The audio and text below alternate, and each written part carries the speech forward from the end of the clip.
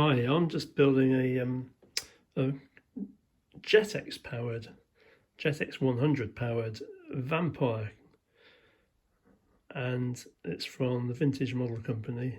I believe it used to be a Killcraft model, and at the moment I'm going to convert it to radio control, and I've been scratching my head trying to work out how to get some elevator movement, or an actual elevator that works in the simplest way.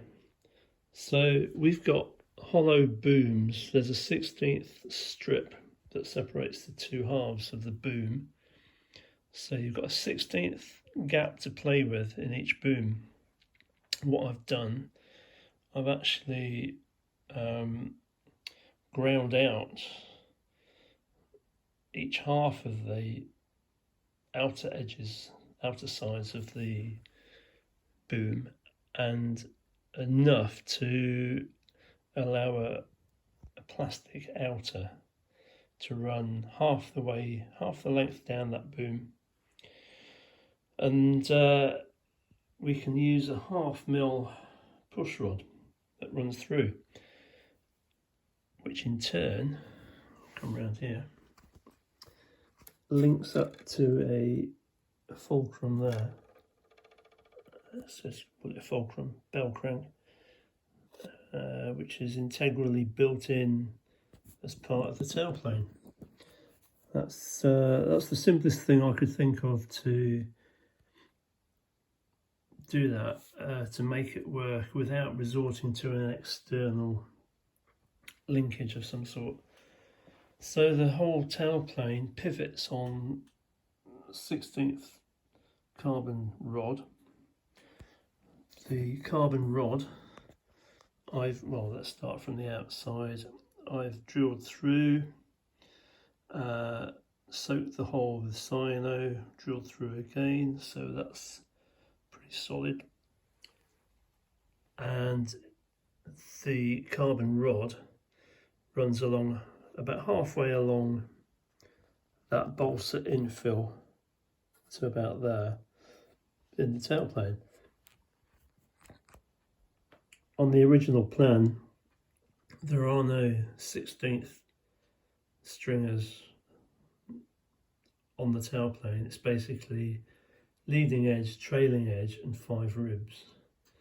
So I've added extra 16th square spars, and with the infills at each end, it's surprisingly much stronger than the original tailplane, and it's hardly added any weight.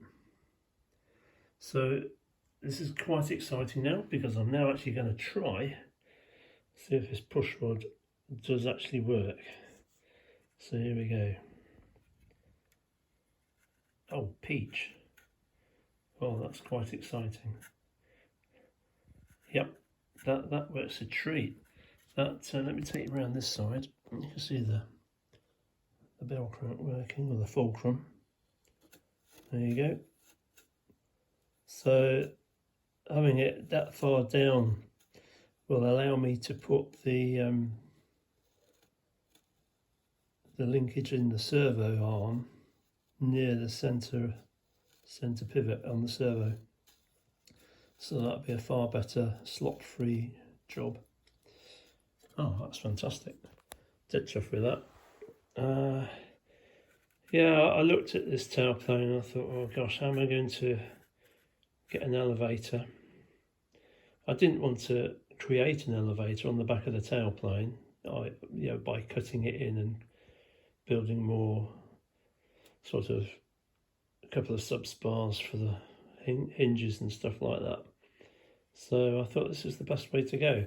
What I'll do, I'm going to cyano the carbon rods into the fin, so it will pivot on the rod, and if those fins or booms do spring out a little bit, it won't matter, because there's probably a good inch of carbon rod that runs into the tailplane at each end. Oh boy, so that's it for now. That's kind of drained my brain cells for one day. Oh yeah, I'll just mention the fact that I shaped all the back ends of both tail booms, and I've left the rest of it square. Just makes it easier to work with for the moment. I can round those off later. So there we go.